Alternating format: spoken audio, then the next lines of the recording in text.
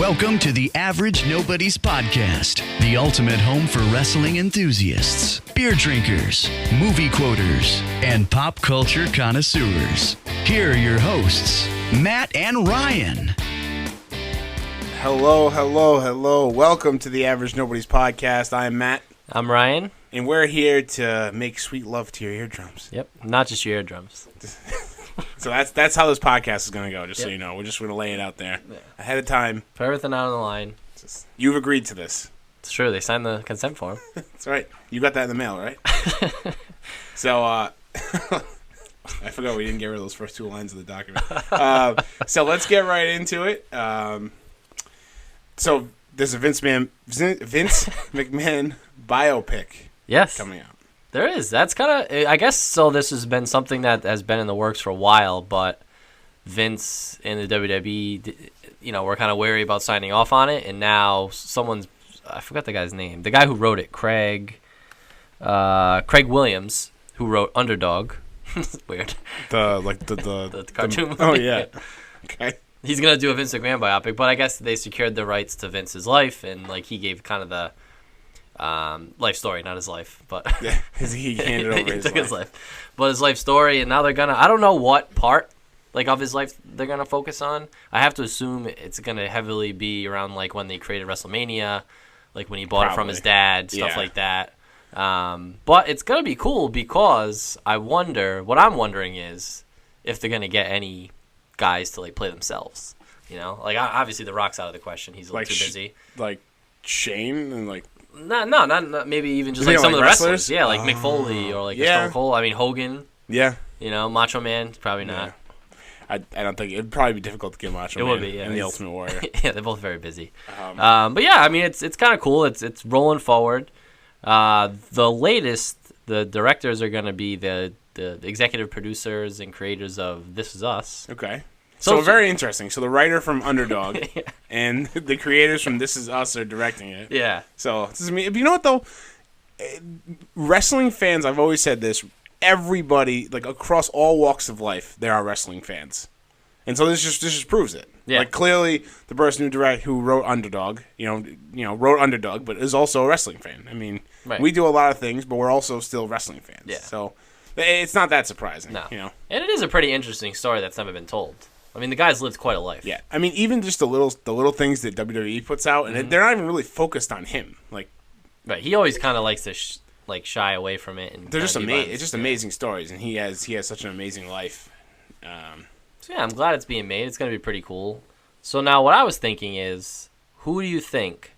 I guess depending on what time frame they use, but who would you pick as an actor to play 80s and 90s Vince? So tough because. When I first thought about this, I was thinking about who would play Vince now, right? Who would replace Vince now, and I was thinking Stephen Lang. You know Stephen Lang? Yeah. Because he has a similar face structure, but nobody's Vince McMahon. No. It's so crazy. I did see a really good one today. Who was it? Ray Liotta. Oh, that's not bad. For modern day Vince. I'd have to see. Ray Liotta looks kind of worn. When they do the test shots, they're gonna have to put him in the jacket he used to wear when he did Raw, when he was announcing Raw, the back, the old. And he's got to get the strut Vince. down. Oh, yeah, you have to. You have to be able to do the strut. Yeah. That's part of the audition. You have to be able to wear those clothes and be convincing. You have to have the hair, and you got to be able to do the strut. Yeah. And also, you got to be able to say you're fired. Yes. Just like Vince. Yeah. And I was thinking for back in the day, Vince, Oscar Isaacs. That's not a bad one either. Because he was in a show. On HBO. I like Oscar Isaac. I forgot the name of the show. Let's see if I can find it. It was the guy, David Simon, who was one of the creators and writers of The Wire. Mm-hmm. He did this show, and Oscar Isaacs was in it. What the hell? What was the name of it? And he had, kind of the Vince McMahon hair. Really? Yeah. Huh. I have to look that up. I really think that I don't know. It's one of these things where okay, so do you remember the Steve Jobs movie that came out a little while ago with Fassbender in it? Yes. And then maybe less than a year before that, they had the Ashton Kutcher version. So that's Oscar Isaac. Okay, yeah, that looks like Vince. What's the name of the name of the show? Show Me a Hero. Show Me a Hero. It's supposed to be amazing. Okay.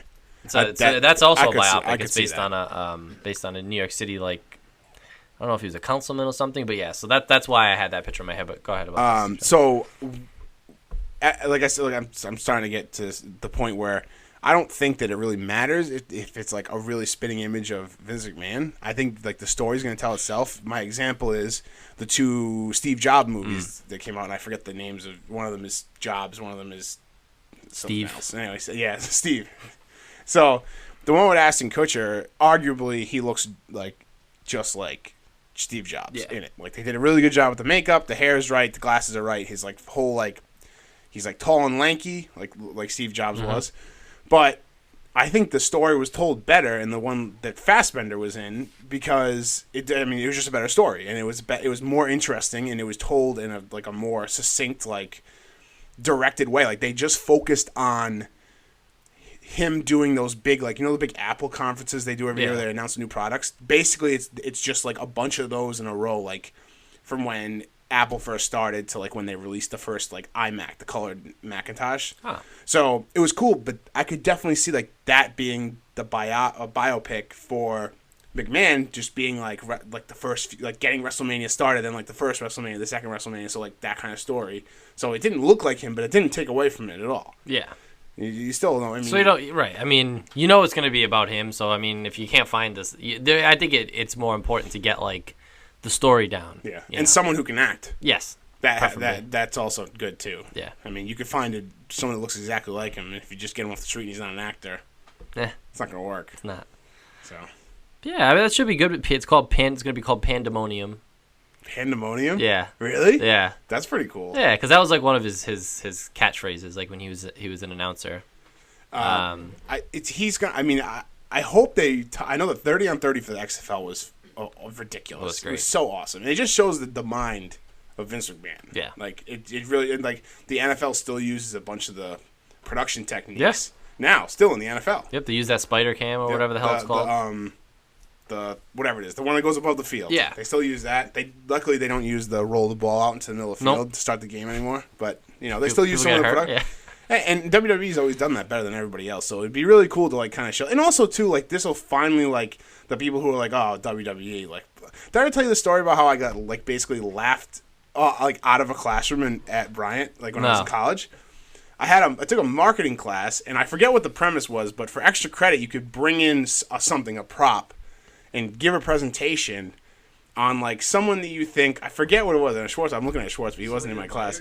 GMAC was in my class. It was like, what was it? Someone you admired? No, it's not admire. It was like someone who, or a company that does like marketing well, does like things well. So I went up there and I had a Vince McMahon DVD, and I was like, it was the one that came out like way back. Yeah, way back. So I was like, Vince McMahon in WWE, like this $1 billion like company, publicly traded company, is like super. They do this and this well. Like I gave reasons, and like basically the teacher laughed me out of the classroom, being like, "It's wrestling, like, it's pro wrestling." But finally now, like hopefully, like the 30 on 30 XFL thing did it a little bit. But people who like are naysayers about wrestling, I hate anyway. Which is fine. Like you can, if you don't like the product, you don't like the product. But to say it's not a good business model and a good business is stupid. They literally make hundreds of millions, $2 billion. It's stupid. It's the same people. They have the high all their advertisers and stuff are the same people who advertise with the NFL, and it's just a different. Obviously, they don't have like beer companies and stuff because they're PG. Yeah, but I mean, they still have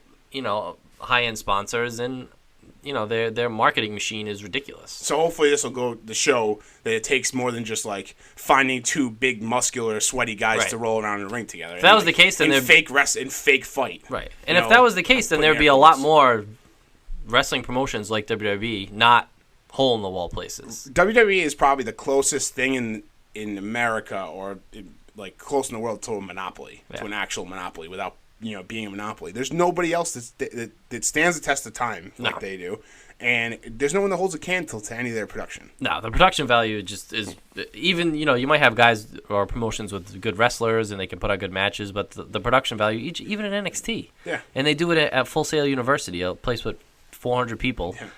And the production value is like you're watching a WrestleMania in front of 100,000 people. So, and they just, I don't know. I'm excited for it. It's gonna hopefully get some mainstream exposure, and I think it's just gonna be a really interesting story. It's gonna be awesome. Yeah. Vince, baby. I don't care who plays him. Who cares? Me. Okay, fine. I can do it. Get you in there? Yeah. Are you gonna go through with the ambulance, the limo? Yeah.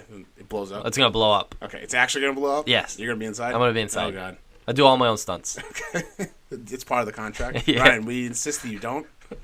I insist that I do. I insist that I do. Well, Vince McMahon would do his own stunts. I mean, he blew up in a limo. He survived. You got You gotta make it look authentic. So Vince McMahon biopic coming soon. Coming sooner, tomorrow night. Very soon. If you're listening to this on Wednesday the 26th, the 27th is the NFL draft, and me and Ryan, we have some our Bucks and 49ers. We have some crucial picks coming up, and it's gonna be a make or break season for the Bucks. They're right on the edge. Draft a few good guys, maybe gives them the extra push, along with the Deshaun Jackson pickup. With the 49ers, I mean, there are pieces already in place. So you grab a few guys in the draft, and this is exciting. This is a great time of year for football fans. It is. Especially, I mean, you guys are clearly on the up and up, which is good. Just missed out on the playoffs. Yeah. Coming off a 2-14 year, the draft is really important. It really is, because obviously we have a good pick. We have the second overall pick. I can't imagine they're going to trade. I think we talked about this a little bit last week. I just don't think they're going to trade the pick. No, they can't. Because they can't trade. I don't think they're going to get the return that they could get with, or at least the potential. Because really, if you're trading the number 2 pick, you're probably going to be trading for potential anyway. So why not get someone younger, probably more skilled? Yeah. And, I mean, they need a lot of help in a lot of different positions. At least, if you don't think you want to grab, a really talented, you don't want to take a chance on a really talented skill position, at least go with, a defensive lineman or offensive lineman, something like that, something that you can, build off of. Those are very important pieces. Who do you think they're going to pick it to? I don't know. I think they're probably going to take the defensive end, Solomon Thomas. That's what I've read the most. Yeah. And, I mean, he's good. I mean, they need a defensive end. They need some guy who's going to get to the quarterback. Yeah. They could always take that quarterback. What the hell's his name? That everyone's going crazy over that. People are saying the Browns might take. Trubisky. Oh yeah, I mean. But the only thing is, you signed. I know these guys aren't good, but you signed Brian Hoyer. You signed Matt Barkley. Yeah.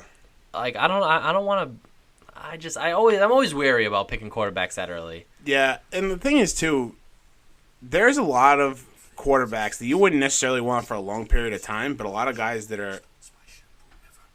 Is there an ad playing? Is that mine or yours? Oh, it's mine. Yeah, I have my volume off. I was like, is someone whispering to me? It's an Old Spice commercial. What was I getting at? Yeah, I mean, there's a lot of guys that are still free agents that maybe they're not guys you want for long term, but instead of wasting an early pick on a quarterback that might not even be your starter week 1 or even week 5 or 6 if they ease him in, I don't know, just guys like Jay Cutler. I know you don't want to hear that, but he's waiting for an injury in training camp and he's going to be signed to a team. That it's those type of guys. I don't think Tony Romo's coming back. I'm pretty confident that he's done. He's hanging it up. But there's some other guys that could go in there, and I think that I don't know. I think Brian Hoyer's serviceable. There's nothing wrong with Brian Hoyer. No, and especially the only thing is you also have to remember that they have their number 1 receiver this year is going to be Garcon. Yeah. And then Marquise Goodwin, I think, from the Bills. They're both all right. But why the hell are you going to go out and get this? Not waste, but spend your second overall pick on a quarterback when you're going to need a stud receiver for him to throw to. He's going to be throwing the fade routes to Pierre Garcon. Great. What the hell? I mean, I'd rather than build in another spot. And they have, they have a decent pick in the second round too. I think they have the 32nd, or the 34th pick. So you can even grab a quarterback in the later rounds. Yeah. You know what I mean? Maybe someone I don't know how far a Deshaun Watson and people are going to fall, but I'd much rather spend a later round pick on someone like that than my second overall pick on a guy who isn't going to be surrounded with weapons. Yeah. Yeah. They have Vance McDonald, the tight end. I mean, you do have Carlos Hyde, who I think can be good, and then they signed somebody else. Who's the other running back that they signed? And Hightower. So, I mean, it's not a bad 1-2 punch, but I don't know. I'm just excited for the draft. The Bucks actually were. I heard some rumors today. Schefter was saying that the Bucks were thinking about moving back and trading the 19th pick. I don't hate it. It depends on what we get from it. Like, I don't need a second round kicker again like we did last year, where we traded back and then we traded up into the second round to get a kicker, and this time we're going to trade out of the first round to get who God knows what, like an extra fourth round pick or something. The Patriots could use the first round pick. They're not going to trade for the Patriots. Get out of here. Get that shit out of here. Now, I want offensive. I'd be happy with an offensive tackle at the 19th pick or a running back, specifically Davon Cook from Florida State. He's right at that spot where I think he could go, like in that area, and the Bucs need another good running back. I mean, not that they have any like really standout guys right now, because Doug Martin is having issues with substance abuse, and he's clean now though. Charles Sims is. The thing is, I don't know how much faith now they're gonna have in him. Hard Knocks will be really telling this year to see what's going on with the backfield, because you got Charles Sims and you got they bring back Jaquiz Rogers. Yeah, I don't know. I would also like to see Christian McCaffrey, although he's not a sure thing. He like translating his running into the NFL might not be a sure thing, but an offensive tackle would be great to protect Jameis Winston. Would be fantastic. Especially now that you have two, at least Deshaun Jackson is known for more of a guy who's going to be running down the field, so you're going to need a couple seconds there. Yeah, and between Jameis and our line we already have, like we have, Jameis moves around, he like extends the play, but it would be nice for him to be able to like stand in the pocket, because that's when he's his best, is when he stands in the pocket and throws. So I don't know. It's going to be interesting. If they trade, I won't be heartbroken. Because I know they're going to load up on. They're going to probably in later rounds. They'll probably load up on some defensive ends, because we need pass rushers. We need depth at pass rusher. Same thing with the 49ers did too. And I like the more I read about him, the more I like Jamaal Adams, safety for LSU. He's like one of the 2 or 3 guys who they think might get picked at the number 2 spot. Yeah. Like other than that Solomon Thomas guy I mentioned, and I think Jonathan Allen was the other guy. But I don't know. I mean, it's just like the stuff you read about him from scouts and people at LSU, like you pair him and Eric Reed in the secondary. I mean, you need a hard hitter. You need someone who's going to set the tempo, set the pace. Yeah. Who not only is going to hit a receiver over the middle, but he can come down and hit a running back. Yeah. He can blitz. It's important if you have a good. The only thing is though, I mean, you got a new head coach who's obviously an offensive-minded coach. You got a brand new GM who. I know he was a defensive player, but who knows where his specialty is going to land as far as evaluating talent. Yeah. So, I mean, there's a lot up in the air for him. I just hope they do better than 2-14. Their schedule is pretty easy. They play a lot of teams that weren't good last year. Yeah, the Bucs have a tough schedule this year. Who do they play in the outside their conference? The Patriots. Yeah, but other than that. So, I mean, they play the Patriots. They play the Falcons twice a year, which we split with the Falcons last year. I mean, but they went to the Super Bowl last year, so they're not pushovers. So they could easily deal us 2 losses and that's it. Like, we're out of the playoffs. So, because I don't know. I mean, I think the Saints will be now. The Saints have Adrian Peterson, so the Saints might be a little better. I don't know what the Panthers are doing. The Panthers are this year is going to be a big year for the Panthers, because it decides whether. Like, Cam Newton's going to shake off that Super Bowl loss or not. Like, this is it. Like, you can't go on much more than this. Well, they open up against the 49ers, so. Hey. Got to shut them down. Well, because our outer division games are Panthers, Colts, which could be tough. The only thing is that they do play the NFC East. Redskins, Cowboys, Giants, Eagles, those are all those are 4 pretty solid teams. But then, like, you play the Panthers, the Bears, the Texans, the Titans, the Jaguars. I mean, I'm not really too worried about those teams. Yeah. And then the Rams always suck. The big names for the Bucs are the Patriots, again, the Cardinals, the Giants. Giants could be tough with Brandon Marshall now. Yeah. Brandon Marshall and Beckham are not going to be anything a lot. Who's their running back for the Giants? They signed because I know they got rid of Rashad Jennings. I don't know. I have no idea. They play the Packers later in the season, so that's tough. But are you gonna watch the draft tomorrow? I don't know. I usually at least try to watch the first round. I've been excited like more in the past because we draft Jameis 2 years ago, and I mean the year before that we had Evans, at 13 or what pick was that? 17, I think. So I don't know. We're not going to get a big, like, high-profile guy, so I'm not really too excited on or keen on watching it, but I'll probably check out the first round and see what happens. I want to see. I mean, I'll definitely watch to see the 49ers pick. Yeah. Imagine, the time is up. Has that ever happened in the NFL? Yeah. I think it happened a couple of years ago. They just don't get to pick anybody. I'm pretty sure. I don't know if it was in the first round or not, but it had to be in one of the first couple whoever that rounds. was, that person has to be fired. Yes, right? On the spot. Yeah, I think publicly fired. You have to be fired. Yeah. At the draft. The next pick, you forego your next pick, and you announce the person being fired. Yes. That's what you do. Yeah. You can't do that. All right, so NFL draft tomorrow night. So you just added this in. I did. It makes me a little nervous. So it came out today, actually, that Mark Zuckerberg confirmed that in Facebook's like Area 51 type wing, they're working on details where you can communicate with people over Facebook with telepathy. So using your mind, basically. Yeah. And they're working on this and putting, I have to imagine, what is a lot of money into it. And they've been working on it for several months. And it must be at the stage where Zuckerberg is comfortable commenting publicly about it. So I just kind of wanted to get your thoughts on. So it's basically clearly none of these people have seen the Terminator. Number one, they're a little too anxious and happy about all this robotic stuff. Elon Musk too, and Elon Musk going off the deep end. Amber Heard has sunk her claws into him. Have you seen this? No. They're like there's a. Is she the one who used to be married to Johnny Depp? Yeah, so she just got divorced from Johnny Depp and got like $9 million from him. Now she's with him? And now she's with Elon Musk. And like Elon Musk has been posting all these weird like Instagram pictures. Like one of her, but then since the one of her, it's been all just weird ones.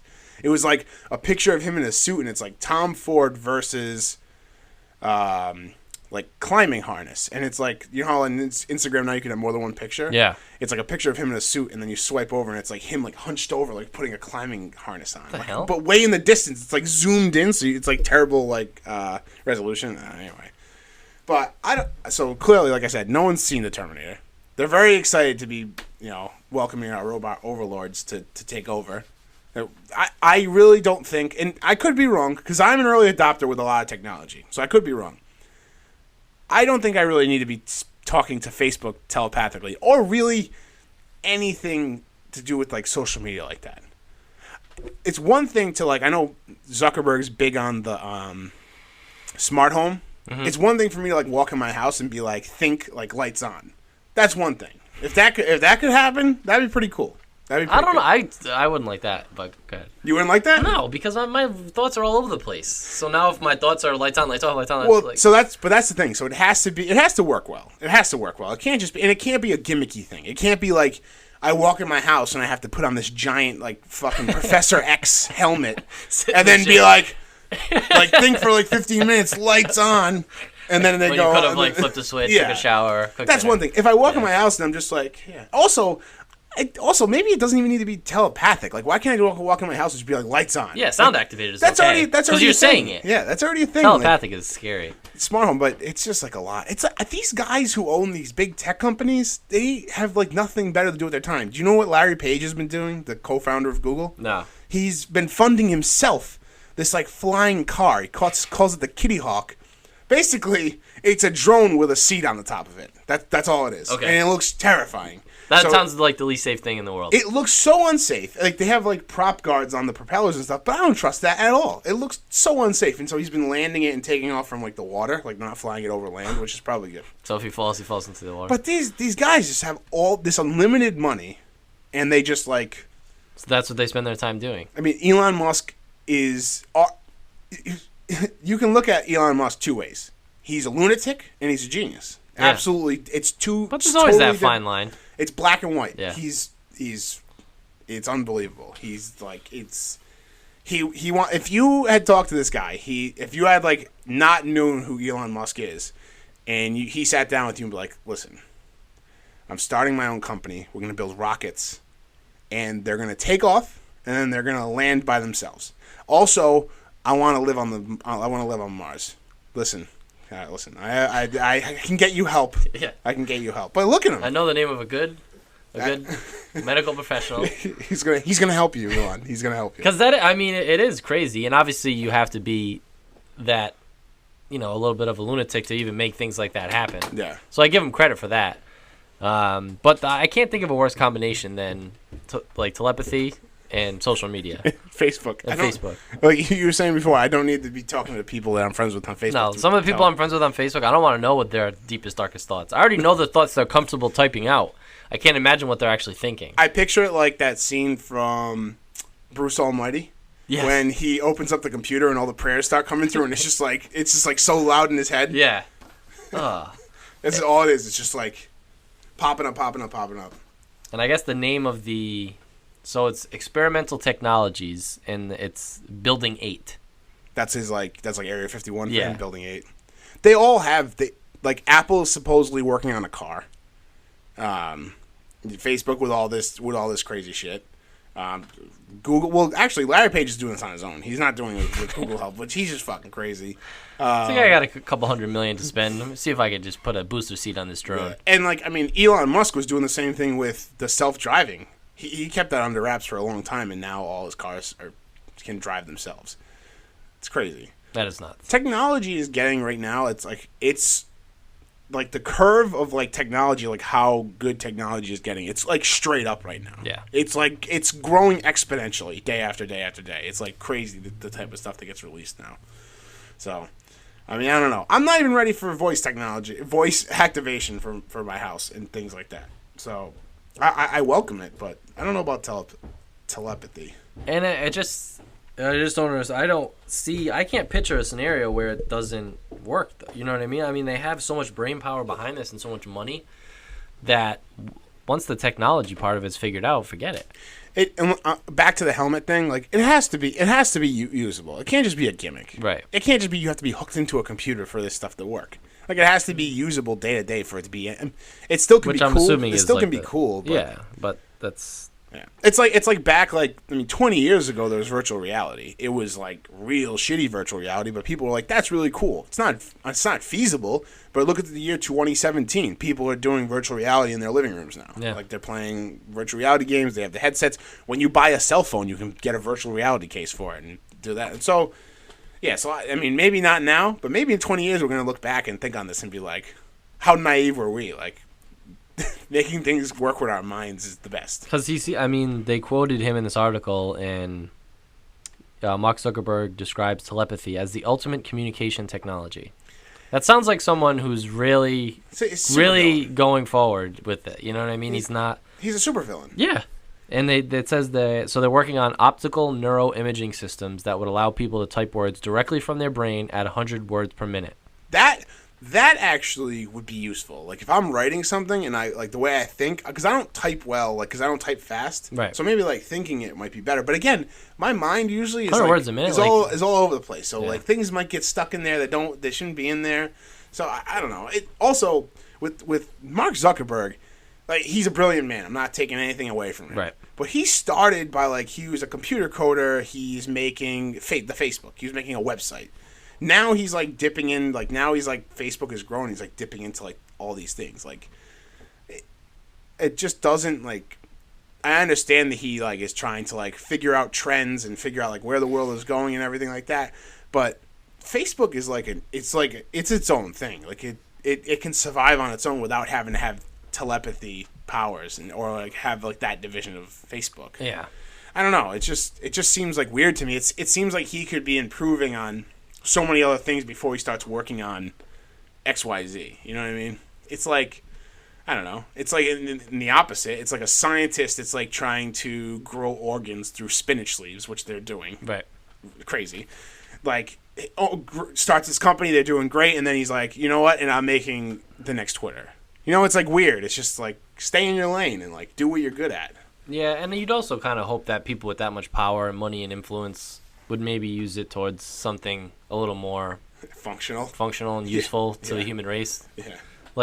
How's that really going to benefit people? But you know what, too, though? Technology is getting to the point where you have to really wow people in order for it to catch on. In order for people to be impressed by it. I kind of get where Zuckerberg is coming from. He does all these amazing things, but So if he would have just released something that was kind of they'd be like, well... 5 years ago, I'm trying to think of something that I can do now that 5 years ago sounds insane. Like, I can sit from my phone. Yeah, 5 years ago, I could have my phone watching Netflix, and I could just press a button, and then it's playing on my TV. Like, something as simple as that. So, I get it. I get it a little bit. It's definitely interesting times. It is interesting times. So, telepathy. I can't wait to start hearing what my Facebook friends are saying. I was talking to one of our friends last night at Ladder, and we were like talking about like what Facebook essentially has made the class reunion obsolete. Yeah, that's what it's done. I'm currently planning my class reunion, so I'm also a little bit bitter towards it. It's it's kind of a pain. Like I like once it's all said and done, I'll enjoy seeing like people I went to high school with. But no one believes that. But it's just like, listen, we're all on Facebook. This is the class reunion all the time. Send me a message if you want to know really what I'm up to. Yeah, it's changed the game. Yeah, it has. I don't know. You're kept up to date. Yeah. So I don't know. But that's Zuckerberg. Mark Zuckerberg, man, ruining class reunion since whenever Facebook was invented. You watching anything new, interesting? Yeah. Well, so 2 Sundays ago, so a little over 2 weeks ago, The Leftovers came back. HBO show, which is hands down one of the best shows on TV. Came back for its 3rd and final season, 2 episodes in. It's been awesome. It's been great. It's just such a really cool mystery, drama, thriller that the last 2 seasons has added like bits and pieces of comedy to it too. It's not a comedic show. It's a very dark show. But the actors are so good and the writing is so good, and I think it's one of the best shows, out there. I mean, the ratings aren't that great, so a lot of people don't know about it. It's critics. You won't find a critic that has a bad word to say about it. Really? It's one of those shows, but it doesn't necessarily translate to a broader audience. I think because it's so dark. But it's weird. I don't understand, because then you watch something like Game of Thrones, which is absurdly dark. Yeah. And people just love that shit. So I don't know if it's because that's medieval and The Leftovers is not. I don't know, but I think it's an amazing show. It's 2 weeks in. If you haven't watched it, you should go on HBO on demand and watch it. It's an hour series, but it's only been 2 seasons and 2 episodes.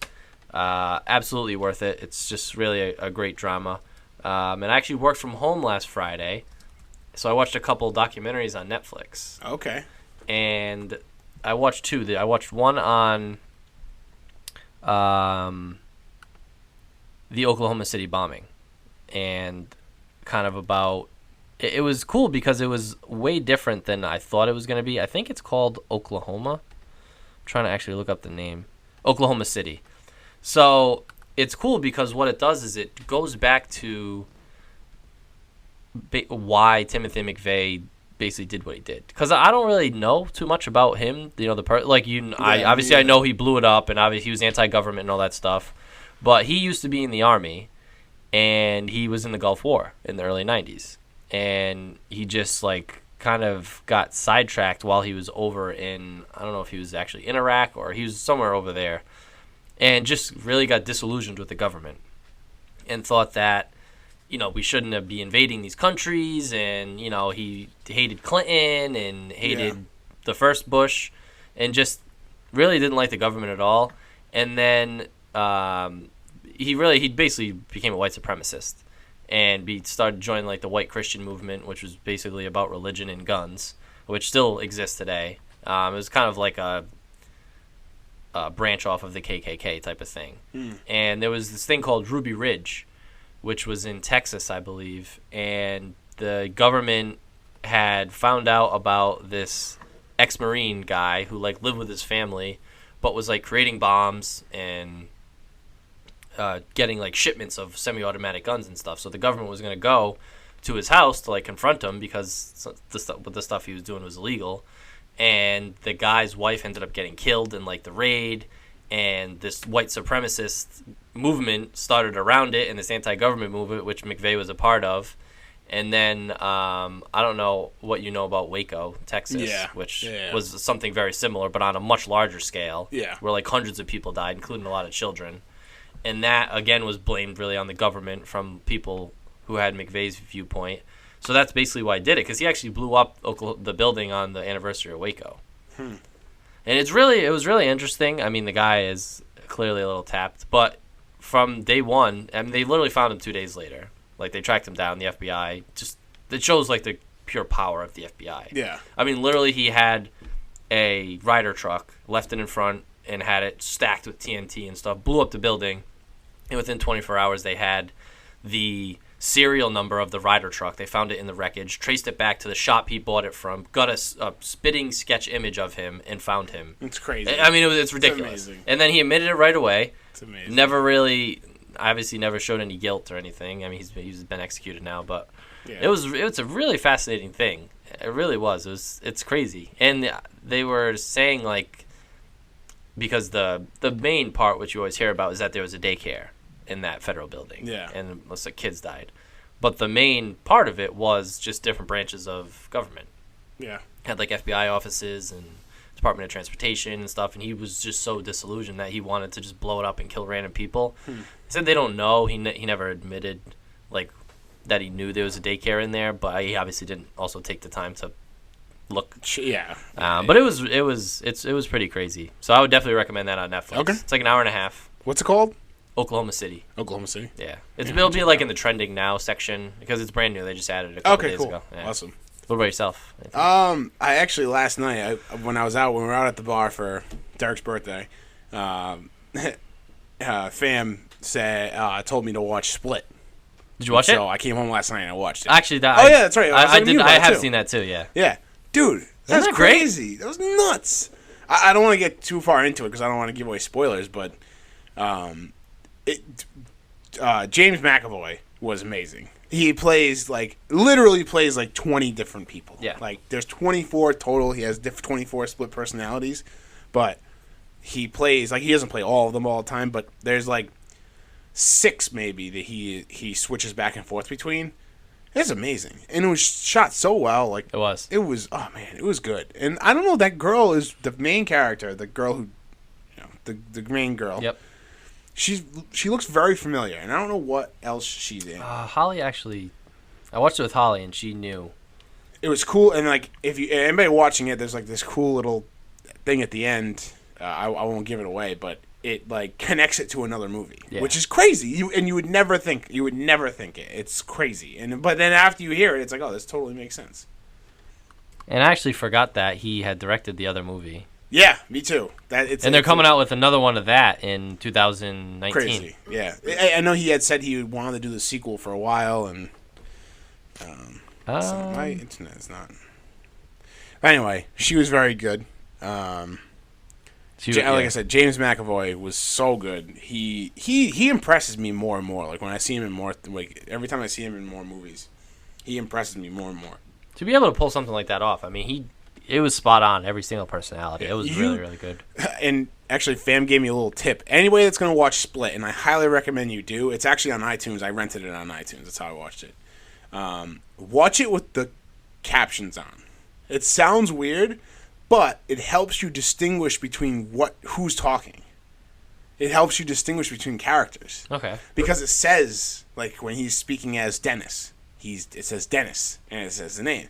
Or it's he has Patricia. wardrobe changes too. Wardrobe changes too, but sometimes one character goes back and forth in the same wardrobe. Especially, I know towards the end, like he changes.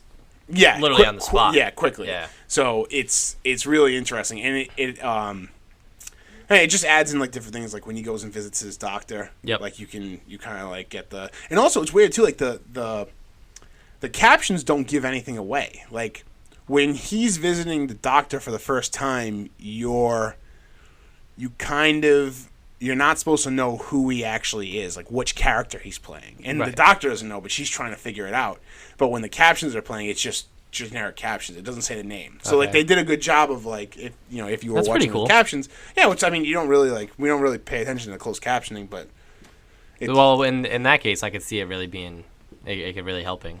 So yeah, but it was actually really helpful. It was weird. I wasn't gonna do it at first, but then I started watching it. And I'm like, I think I'm probably missing things. I should turn on the closed captioning. So I did. It was cool. Yeah. I enjoyed it. Really really cool movie.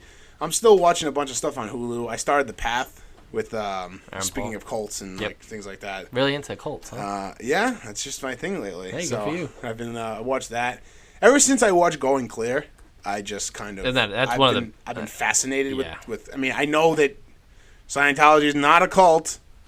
I'm putting air quotes all over the place. Everybody's looking, but that's a fascinating documentary. If you haven't seen that, just to get into the minds of the people who actually, belong to them and belong to that movement, I guess we could say. Me and the guys at Make Movies Great, we're doing a new thing called the Movie Club, and Sean decides, and I don't know if it's going to be shown every week, but this week Sean decided a movie, and we're going to watch it, and then next week we're going to discuss it. Okay. But I would also like to open it up to you if you would like to watch it and then like either call in or come on the podcast. Absolutely. So it's The Discovery. And I've seen it. I think you saw it. So. Yeah. Okay. So this will be easy for you. You've already seen it. So that's the one with Robert Redford, Jason Segel, Rooney Mara. Yes. So it looks crazy. It's on Netflix right now. It's a straight to Netflix movie. Is it a Netflix? It's a Netflix funded Netflix studio. movie. Yeah. So. Yep. Yeah. I mean, it was. I don't know. I wasn't the biggest fan. Yeah. So I think we're trying to aim for like movies like that, like straight to Netflix, like movies, the Netflix studio movies. Obviously, it being accessible is going to be a big part. Yeah, of it. having it being on Netflix is huge, or having it being on a streaming service. So that's what we're going to try and do, and see if we're trying to get the people to call in and give their views. So far, we've had. I'll leave a voicemail. Yeah, so because I've seen it. I mean, and it wasn't a horrible movie, but I mean, I have my bones to pick with it, so give a different viewpoint. Maybe Julius Pepperwood will call. Yeah, this is Julius Pepperwood from Chicago. And so I've been watching New Girl a lot. Well, I've also been watching Happy Endings because Happy Endings is on Hulu. It kind of reminds me a little bit of New Girl, just like the camaraderie, the way they go back and forth with each other. It's crazy because they both started at like the same time. Too bad. You know what I think it is? The main character of Dave from Happy Endings is not nearly as good as Nick. They're kind of like the same. They're like the parodied character. Yep. You know what I mean? Like I don't know. But Nick's able to keep it going. Nick is just so funny. And Jake Johnson is so funny. He really is. And Dave on Happy Endings has his moments, but he's just not. And I think Happy Endings like rotates. Like I mean, they all are the main characters, but it starts off Dave gets stood up at the altar. Like that's the first scene of the first episode of Happy Endings. So kind of has to revolve around him for the most part. Yeah. And I don't think it carries. Lindy had never seen it before, and she was like, "That's the first thing she said." She's like, "He's not nearly as good as Nick and like Jess are on." So it's a high bar to set, but it's a reason they've been on for 7 seasons. Such a funny show. But all right, well, I think that's it. I think that's it what we got for this week. Nice chat. So we're gonna watch NXT. If you guys want to call in and leave us some messages about anything we talked about tonight, call us 401-285-8120. I'm so glad that I remember the number now. It's like second nature to me now. So, again, 401-285-8120. Call us up. Leave us a voicemail. Again, it's a voicemail. You're not going to hear any of us. It's going to go straight to voicemail. It'll just beep, and then... That's what you'll hear my beautiful voice come on. Leave a message for us, and we'll play it on the next podcast. If you have a comment about anything we talked about tonight. And until next week, thanks for listening. We'll see you next Wednesday. And that's it. Thanks, Ryan. Thank you. Have a great week, everybody. Eat your peas and carrots. Yep. Goodbye.